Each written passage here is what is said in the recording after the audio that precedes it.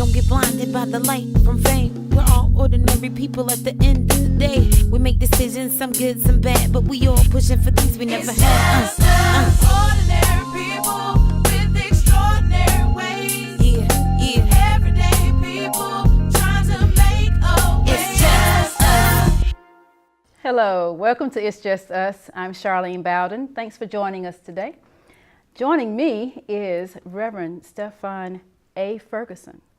And you may know him as a ML King, Martin Luther King performer.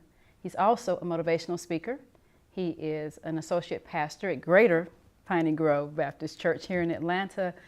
And he is a gospel comedian, which I'm curious to see how that's going to fit into all of this today. But we're going to get to meet Mr. Ferguson and learn all of the wonderful things that he's doing, what he's done, and how he got here today. Welcome to the show. Thank you for having me. Yes, yes. So, when did you realize that you could use your voice to help continue Dr. King's legacy and educate people about him? Well, I would say it was about 15 years ago when I first noticed. I used to imitate different people and just play around. I was kind of like the class clown, you might say. And I was a DJ, and I was working with some records, some old school records, and I had an old school record of Martin Luther King Jr., of the I Have a Dream speech, and I started mixing and cutting it in and playing with it and emulating Dr. King's voice. I Have a Dream, and my friend heard me and he said, man, you sound like Dr. King. You should really consider taking that to the next level and really learning maybe some of his speeches so that you could bless people who were not here when Dr. King, as you had alluded to earlier. And so that's kind of how it got it started. And when I started practicing and working and delving into Dr. King's words, I began to understand that it was a calling on my life, that God had called me to, as a part of the ministry, the gospel ministry, to share the works of Dr. King. Yes, and you mentioned people not being able to who were not here to hear him. And I read in your material, several people made quotes and comments about your speaking, your performing rather. And one that stood out for me was Dick Gregory and talking about the 50%. I just sat with that for a minute. What did you think about that? He said, let me just not try to remember, but he mentioned that you come at a good time, and I want to say it that way. Right. You come at a good time because that population needed this. What do you think about that? Well, it was, first it was really amazing to have Dick Gregory speak to me in that way. I just happened to be in Selma for the Bridge Crossing Jubilee, and they had several events that week. It's a whole week of events, and I just happened to be at where he was being honored, him and his wife. And after it was over, he pulled me to the side and he told me that. And I was like, wow, I never really thought of it like that. Plus, you know, you're Dick Gregory. I mean, I didn't say that to him, but I'm thinking, wow, this is Dick Gregory telling me. And so it made a lot of sense. He was saying basically half of the people living in the world today were not even born when Dr. King delivered that speech. 75% of the people in the world were not even born when Dr. King delivered that speech. So he said, basically now when they hear you, they're hearing Dr. King for the first time. And that's really important. Big numbers. I didn't think about it that way. I never thought about it that way. But, excuse me, it makes sense. And it's like, wow.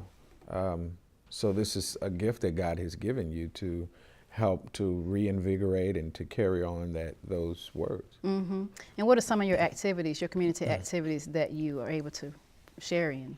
With Dr. King or just in general? Not specifically Dr. King, but in general, what are some? Well, I work with the Martin Luther King Jr. National Historic Site in Atlanta, Georgia. And I give presentations. I give the history of the church. I give history of who Dr. King was. It's amazing to be able to be in Ebenezer Baptist Church where Dr. King was baptized, where he was licensed to preach, where he was ordained as a Baptist minister, where he served as co-pastor, to be in that same church and to be giving people information who come and visit from across the world about Dr. Martin Luther King Jr. So I kind of work around if you will. Yeah. Yeah.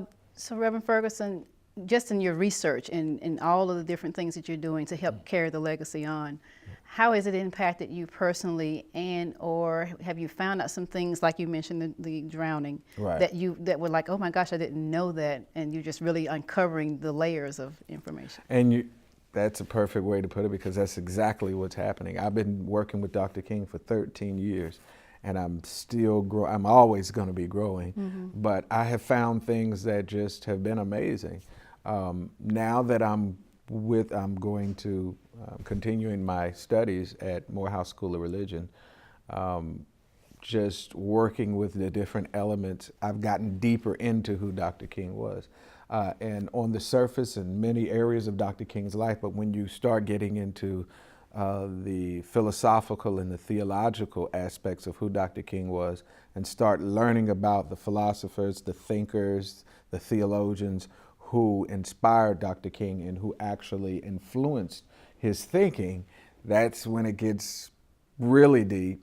So just different aspects of who Dr. King was, that's a really big piece. So I've read My Life with Dr. King from his wife. I've read Daddy King, his father, his sister, Christine King Ferris, through it all. So I've tried to read from every aspect of who Dr. King was so I could get a full, like things like Christine, his sister, wrote in her book that she had to loan Dr. King the money to buy Coretta the engagement ring. So, you know, and it's things like that, and you're thinking, really, he needed something, you know. But you think about it, and Dr. King with money wasn't really, I mean, he won $54,000 for the Nobel Peace Prize, which is equivalent to almost $500,000 today. He signed it over to the movement. He never even deposited. So, but yes, it has, those are some of the things that have opened my mind to, and his faith. And his solid stance on love and unity and peace. That's like the crux of who he was. That really gives me motivation, faith, inspiration. We're going to move through a lot of different parts of who you are. But before we move, I want to stay right here for just a second. And you mentioned motivational and the impact, and just thinking about our young men today. Cannot not have you here and not let you speak to this. From your heart, from your experience, and from your gleaning from this information, what would Reverend Ferguson say today to encourage and to strengthen and to just speak into the minds and the lives of our young men in light of what they're, specifically our young men, in light of what we're going through today? I would say, I think we always have to look at it from the aspect of, we can always learn by going back. Dr. King had a speech, a sermon that he delivered, and it was called Rediscovering Lost Values. And that speech basically said, in order for us to move forward, we have to go back and rediscover some mighty precious lost values. And I think along the way, we have lost a lot of those values, and we have not been able to instill them into our young people in the way that we should have, because we have kind of skipped over that piece. So one of the things is to really focus on the love piece, the love ethic. Nonviolence was really powerful. We look at the movements that are going on today. There were many movements that were going on back then. They were spiritual movements. They had bases. So I think we have to really look at those things and say, what can we do today that was done then that really made a difference and brought about change? And that's what it's really all about. It's great to march, it's great to protest, it's great to do all these things, but at the end of the day, what have we done? Has a piece of legislation been signed into law? Have we changed the law? Have we changed the minds and the hearts of men and women? Have we made a difference? And that's really what it's all about. At the end of the day. So I would really encourage them, and I would really love to focus on elements that will help them understand. Many of our young people, they don't know what the older generation had to deal with. They don't understand the dogs and the tear gas and the billy clubs and the fire hoses. And when they see this on TV and they look at it and they're really upset, they don't even understand that that was a way of life. Yeah. These were laws that were written into the book. If you found somebody, if you were found teaching somebody how to read, you would receive 9 lashes. I mean, things of that nature. So I think that knowledge piece is really extremely important as well. Yeah. A young man said in a larger setting once, he was, I think, maybe 18 or 19, we do what we saw you all do, but we don't get the outcome that you got. Teach us how to do what you did to get the outcome that we're trying to get. And that was a really powerful statement coming from someone that age. So I hope that I can hold on to that for him and get some people around him to answer those questions on his behalf. Right. And I would say, yeah, and the thing about it is also it was a little different from where it is today. We have come a long way. So a lot of individuals, they look at it, they don't see it from that perspective. So we have to give them that perspective. Things like the 13th Amendment, things like 13, the movie, Selma, elements that teach our young people of the struggle. And once you understand what the struggle was about, it opens you up to be more receptive to the things that need to be done in order to bring about change. Yep, good stuff, good stuff. Yes. I want to talk about your book.